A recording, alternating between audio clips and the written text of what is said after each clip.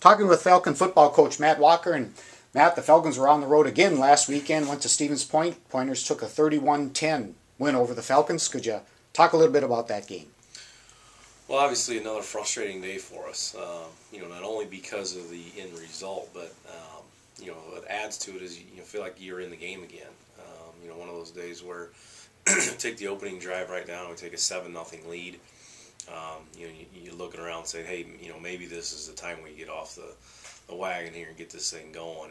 And then we get a stop and force them to punt, and then a weird situation where they're getting ready to punt back to us. We got all the momentum, and the punter drops the snap, and we're back setting up a return, and there's nobody there, and he runs it 35 yards, and then they score on the next play, and then the very next couple things that happen is we got the ball again 7-all now, still got some momentum, and we throw a pass, a big third down conversion goes right through our kids' hands and pops up in the air, and they return it for a touchdown interception. It's 14-7, and they have 6 total yards of offense, and you're looking around saying, well, what is going on again?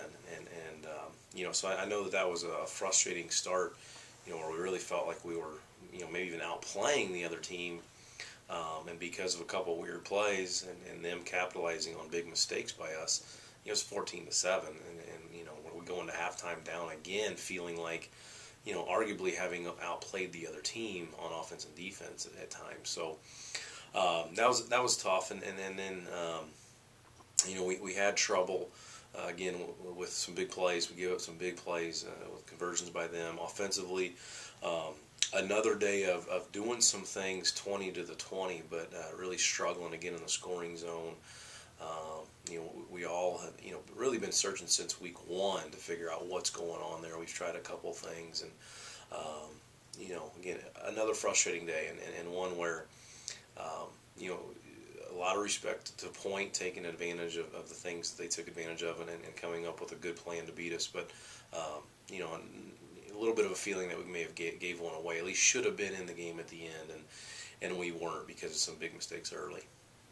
Looking at the players of the week, Matt, on the defensive side, linebacker Nate Smits was named the player of the week. The junior from Hudson led the Falcons with 8 tackles. Also was credited with 1.5 tackles for loss. Could you talk about Nate's play? Nate's really played solid all year.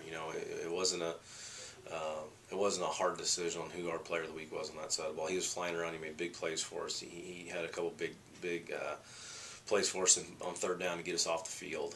He's been so solid all year, and not to take anything away from his play of the week this week, but he's really that's the performance we're getting out of him every week. You can count on him doing his job.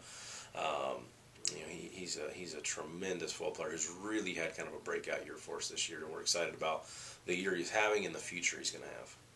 On the offensive side, running back Taylor Edwards was named the player of the week. The senior from Janesville had 97 rushing yards, also caught a touchdown pass to give the Falcons a 7-0 lead at the time. Another solid game by Taylor. Yeah, again, I don't want to. Taylor's isn't a process of elimination MVP for the week, but we had some solid performances.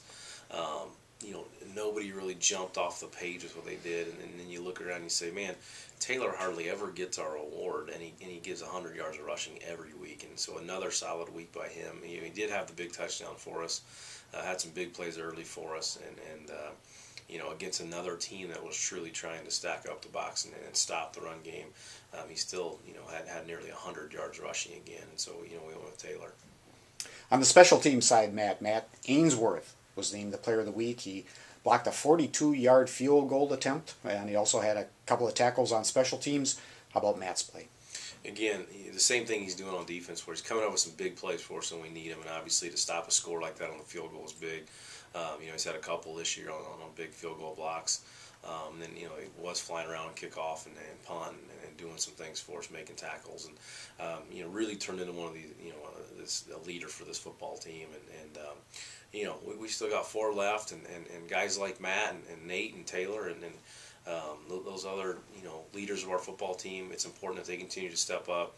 I think it's important for everybody out there that's watching and paying attention to this program to know that not one person's packed it in. I mean, we're all frustrated Everybody's tired of moral victories. We're all tired of saying, "Hey, nice try." I mean, those are nice, but coaches, players, we're all getting tired of it. And we're all humans, and we're frustrated as can be. But there's only one thing we can do about it. We got to go out and get a win and get this thing going. But we are all still very, very committed to that, and I'm very proud of the way our guys have continued to keep their heads up and continue to prepare, for the next game the way they have. It shows a lot of pride and commitment, dedication as a program. I'm proud of those guys.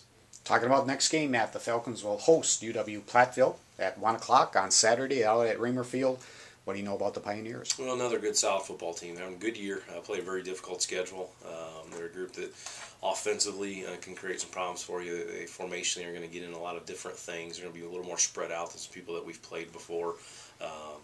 Historically, Coach Immendorfer is a guy that likes to throw it around a little bit and put his wide receivers in space. So it presents a little bit of a different challenge than some of the games we're used to in our league, where we got some physicality. Not that they're physical, because they are. I mean, that's one of the things that I think is a misconception about them, because they spread it out and kind of known historically being a little bit finesse offense with what they do from a strategy and formational standpoint. They're physical, and they are tough, and they are mean up front, and so we got our work cut out for us on defense to stop their attack. I think defensively, it's another really good front that we're going to play. Very active. Their nose tackles, a big hit who can run and disrupt things in the backfield. Linebackers are very active and can run around.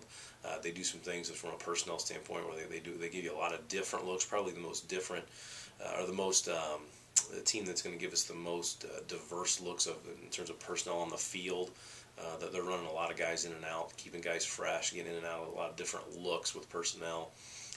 So we have a tremendous challenge on our hands. Our kicking game's very solid.